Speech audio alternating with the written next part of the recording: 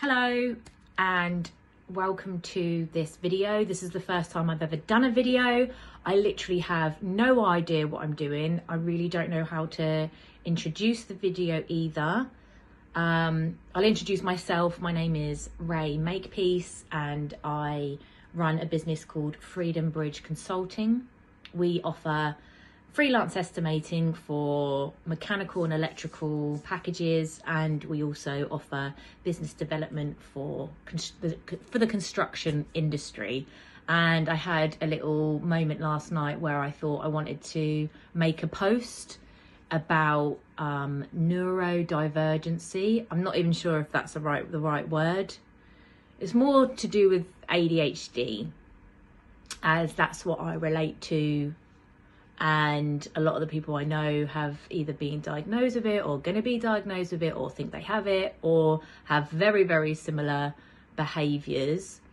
And I learned that doing a video apparently is a lot more engaging, and rather than just reading loads of texts or writing, because I have a short attention span as it is. And yeah, so here we go.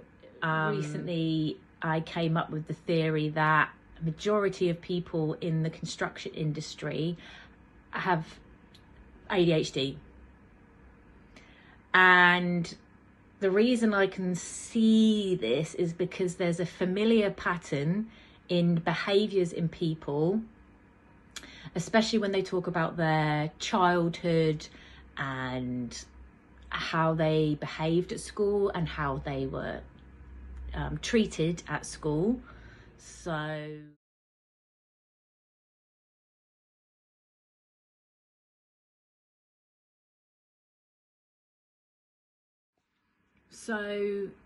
I had a conversation with a friend earlier in the week, and I said that I have a theory that all people in construction, not all, but a vast majority of people that work in construction have a form of ADHD or very similar behaviours of someone with ADHD, because it all sort of stems from a similar pattern in childhood of being told you're the naughty kid, you're too loud, you're disruptive, you're too chatty, you zone out, you don't pay attention, you talk back. Generally leaving school early, not getting very good grades, and actually having not great self-worth, because you kind of just think you're a bit stupid and being told you're stupid, but underneath that you know you're not, because you're generally really good in emotional connection. Also, you're normally quite driven. You could be really good at art, resistant materials, enjoy science. So something I've learned over the years as well is people with neurodiverse minds, we suffer with being able to produce serotonin, which I believe is from this part of the brain. Don't ask me what name it is or the word of it. I can't remember. But this is something that I've been working with experts on. I haven't just sort of Googled it or anything like that. And this comes from going through something traumatic when you're younger, and then not being dealt with, and it not being supported, and you not having the right tools to express yourself, and it kind of gets suppressed. So then you're living in a state of fight or flight, high alert, stress, and then that will kind of go down, but it's suppressed and it's still in your body, and then something else traumatic could happen, and then it's heightened again, and then these sort of things keep happening throughout your life. And then this is where you start getting things like depression, OCD, panic attacks, anxiety, severe stress, and then it can lead on to PTSD. And then you can go on to, I'm saying it like, oh, once you finish this level, you can get to the next level, which is a detachment disorder, where that feels like you're not on this planet, you could be sat there talking to someone and you have absolutely no physical, mental connection to that person or where you are, feeling dizzy, feeling like you're going to fall over, not knowing that you're even driving sometimes. And this is factual. This is scientific facts of how the mind works and how our brains grow and are wired. And this is why seeking help, getting therapy is really, really important, because if you get the right one who can understand you and what you've been through, you know, it's bloody hard work. You have to go in there and you have to bare your soul and tell them your deepest sort of secrets. And I would always say I'm quite a brave person, but I've had to be brave because I've held so much inside, so much sensitivity and stories and things that have happened to me in like this sort of victimized person, and then this very angry, volatile person. So then I feel like I have to also protect other people from my behavior. So going to therapy is very, very important. And if you want to get diagnosed, get diagnosed. If you don't think it will help you, then don't do it. But even just researching about it and researching about your behavior, your mind, what works well for you, what doesn't, will really help. So yes. And another thing, when I did actually speak to my friend the other day, they did say, well, funny you say that, I was diagnosed with ADHD however many years ago, and 1 in 7 people have it. And I'm sure he said something along the lines of 60% of people in construction have ADHD or have neurodiverse minds. So my theory's right. So for me, my journey was when I was 6, my mum and dad broke up, and apparently there was a significant change in my behaviour. I think a teacher, I know a teacher brought my mum into school, asked her to come into school and said, you know, what's up with Ray? Is anything happening at home? We think, you know, something's changed in her behaviour, like it's quite clear. And she said, no, nothing's happened. At the time as well, I had a little brother who was only 6 months old. So it was a massive change. Loads of things changed in my life. So I was 6 years old. I'd been obviously an only child for 6 years with my mum and my dad. And my dad was a good earner. My mum was a sort of stay-at-home mum at the time. And then dad left. And then my mum couldn't pay the bills. We ended up getting evicted. I didn't really see my dad that much either. So many changes, like school change as well. Like, and you know, how we deal with those things as well can affect our brain, how our brain evolves, how it grows and develops. And then I think things kind of got slowly worse for me. There were more changes. Teachers asked my mum to come in again and said, I'm not sure the terminologies that they used to use back then, but it was something along the lines of special needs. And Ray needs extra curriculum, extra lessons, extra help, because she's a very bright girl. She's very lovely, blah, blah, blah, blah, but she can't seem to concentrate, or when she writes, she misses out letters, or she can't read as well as she writes. She's not very good at spelling, things like that. And certain numbers I couldn't write, distracted, that kind of thing. So they knew at that age I wasn't naughty, but just that I needed maybe different support in education than the other children did. But my mum said, nope, there's nothing wrong with my girl. She doesn't need any extra help. And I think looking back, it was, she didn't want me to feel different from other people. She didn't want me to feel excluded, or the other kids picking on me, I suppose, for being special needs or having special needs. And I did resent her for a little bit for that, because I think, my God, how well I would have, or I could have done a lot better in school if I had those extra lessons. But anyway, then obviously puberty happens and you go into senior school. And even in junior school, I remember just being in detention all the time. I can't say every playtime, but it felt like bloody every playtime, especially towards the end of the sort of school years, just writing lines in the canteen. I would generally be the only kid there, and if there were only other kids in detention, I would always be the only girl.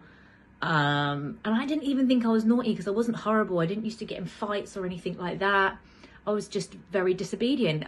You know, I'd be looking out the window because I'd be looking at like the birds or a little squirrel, or, you know, what's going on in the world. You know, I was very creative. I was very active. I still am now. Even now, to sit down in any room and just listen to someone speak, I would switch off. And this is also why I found it hard to do a video, because I'm just like, people are just going to switch off. People aren't going to be interested in this.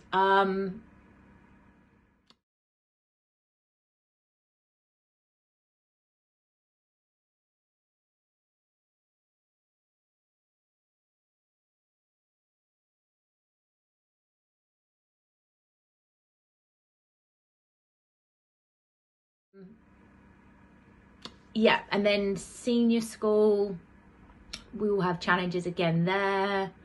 But then that was when I really played into being the naughty kid. I was on every single report, and I kind of was like, it was a weird feeling.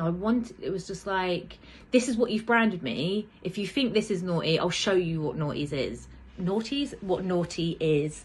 I was constantly sent to the headmistress's office, always in my year head's office as well. Like, it felt like she detested me, and I hated her as well, to be quite honest with you. I couldn't stand the woman. She didn't have like an ounce of compassion or empathy in her at all.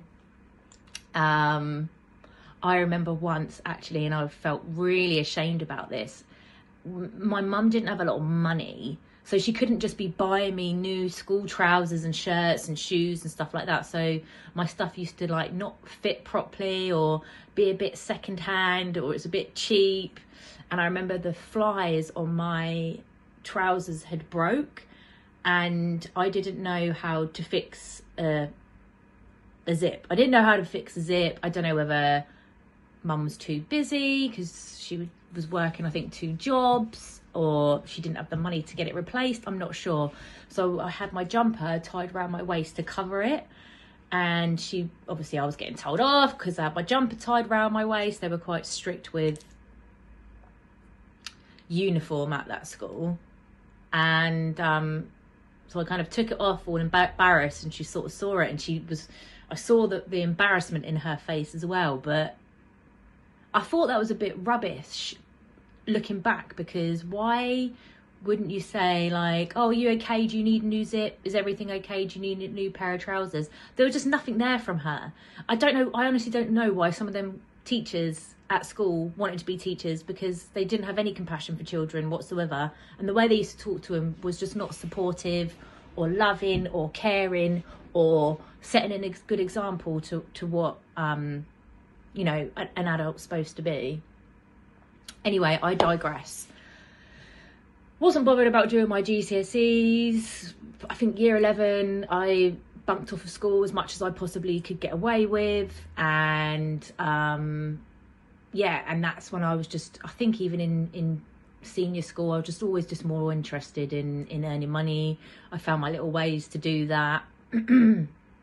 And when you do your work experience, I thought, right, I want to be a tradesperson, because I won't have to go to school, I won't have to do any paperwork, I won't have to do exams, I can just get on with it, I can do something physical, it's being creative, it's building something, I can earn good money, I can work my way up, I can travel the world with it. And I did that for about a week, and I didn't like it at all. It was far too physically demanding, and I didn't like being out in the weathers all day. It was just too rough on my hands. So then I'd done a week with a carpenter, and then during the sort of summer holidays when you're doing your exams, I worked with a friend of my uncle's. My uncle owns a wholesalers, and his mate, I can't remember his name now, Buck or something like that. Yeah, so I worked with him during the sort of summer holidays, and as a trainee electrician, and I really liked it. And some people supported me, and then some people sort of laughed at me and said, "Oh no, don't do that. Why would you want to do that for?" And then I was really lucky and I got an apprenticeship. Turns out there is a lot of paperwork to do, and I had to redo all my exams again, but I passed because it was something that I was actually focused on and something I wanted to do, rather than being told that I should do it. And then, yeah, sailed through it. I absolutely smashed my apprenticeship, to be honest with you. I was brilliant, and I had some really good times there. It was a funny place to be, because my senior school was an all-girls school, and then going to college, it was I don't know what you would call it. I don't know what type of college it was, but it was only boys there, because you'd have a block where it was all the trainee electricians, a block where it was all the carpenters, another block where you had the plumbing, and then there was another block which was mechanics, I think. And I think there were some other sort of sections, but yeah, generally speaking, I was the only girl there, which didn't bother me at all. Just the conversations were a little bit different, and I think then my attitude started changing a little bit then as well. So a lot of the people that I speak to in construction have had similar stories where they get branded the naughty kid, or the kid that doesn't listen, and they just didn't care about school, and they left school early. And even actually most of the successful people that I know in construction have been diagnosed with ADHD, or have very similar behavioural or personality traits. And yeah, now this is where I lose my train of thought, and where I need to go back to my notes. Going back to not being able to produce the right amount of serotonin, or very little amounts of serotonin, we are also prone to having addictive personalities, and that could be anything. That could be alcohol, drugs, exercise, reading, coffee, food, a new friend, a song, a new hobby, a new passion, and especially doom scrolling, because these things give us serotonin. Our mind, our body is getting that chemical that we need, so we want to do it more and more and more and more and more and more and more and more, until we've literally squeezed all the serotonin and the joy out of it. We are absolutely sick of it. Like, I was obsessed with hot chocolate the whole of like December and November, and I'm like on the verge of like feeling sick of it now. I've been obsessed with many things in the past. Also, I've had addiction problems, and yeah, I can see that. I can see those behaviours. I have an issue with doom scrolling. I cannot have the phone near me. Like, if I want to read a book, the phone has to be in another room, because I want to pick it up, and the next thing I know, 2 hours later, my mind's absolutely absorbed. But what is good, once you know about this, and you can slowly start making these changes, because you can't change overnight, but you do have to be disciplined. how important cutting out sugar is. It's just not, the chemicals that are in it, they're not, a lot isn't good for anyone anyway, but especially people with ADHD, or however you want to label it, or neurodivergent minds. A friend of mine calls it orange. I'm having an orange day. You know, we grew up with ginger cats, and they seem to be like a little bit scatty, a little bit different. So we say we're having an orange moment, and I'm having an orange moment now because I've completely lost my thread. Oh yeah, about like addiction. So no, it's gone.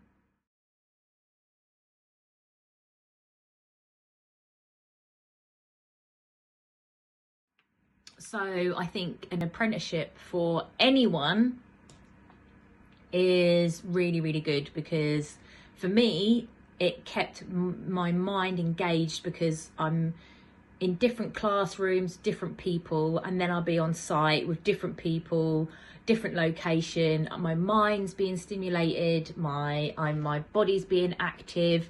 I don't just have to sit there and listen to people. I can get involved, and I was earning money as well, which was brilliant.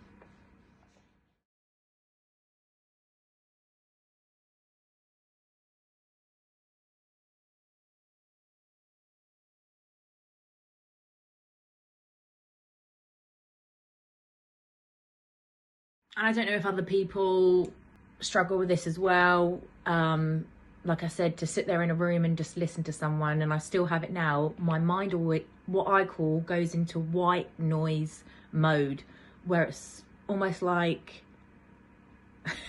my eyes just glaze over and all I can hear is like boop, and then it's like my toes totally disengage from where I am. It's like I'm so bored I cannot concentrate. So my mind's just like, right, we're getting out of this world, and now we're gonna be thinking about a conversation that happened 10 years ago with someone and wishing that I had responded differently. Or I could be thinking about, oh, did I pay for parking? Oh shit, I'm gonna get another parking ticket. And then that's it then. And then I'm like, oh gosh, where am I? I'm in a meeting. What are they talking about?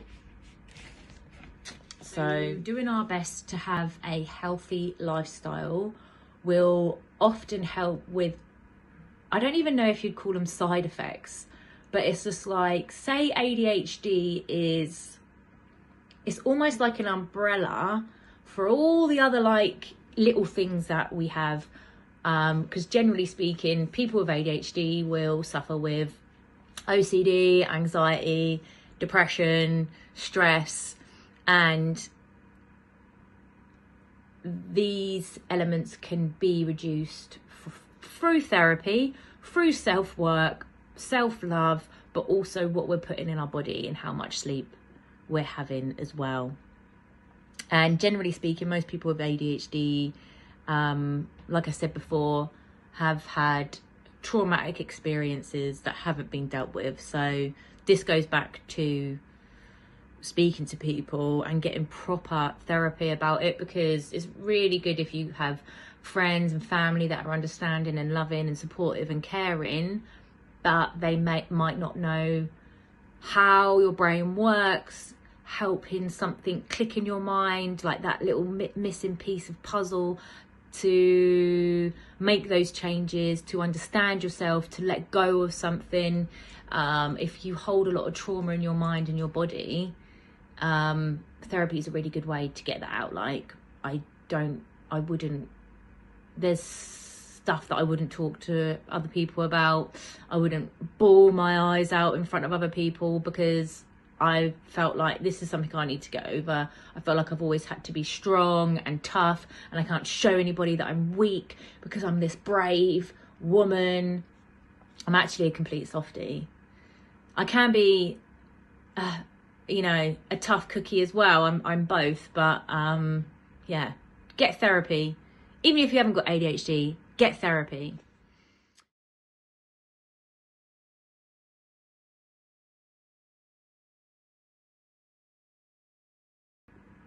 So my finishing sort of factors are questions to you. I do want your feedback, so I'm just gonna have to be prepared for bad feedback. Just know this is my first video, but if you can give me some tips of how to make the video better, maybe, I don't know, music in the background, more eye contact, which I struggle with because someone with ADHD, you'll know, when I'm talking to someone, I can just give them my full attention pretty much when I'm in a one-on-one situation, because I know I have to do that, because I know I have to be polite, and I don't want to be rude. But when I'm talking, my eyes have to find the information in my brain. It's like I've got this computer screen here, and I can't look at you. I have to look at the computer screen and find this information. What else could there be? Right, so have you been diagnosed? Do you want to be diagnosed? Do you live with someone that is neurodiverse? How does that affect you? Have you got any tips for me of how I could benefit, you know, my life better? And if you want private conversations as well, I'd love to hear your story. This is so cringe, but give me a thumbs up and a like, share, subscribe. And this will really help me to know that, I don't know, you might have had a giggle at this, you might have had a cringe at this, you might have learned something, you might disagree with me. Either or, I really want to hear your comments. Okay, thanks. Bye.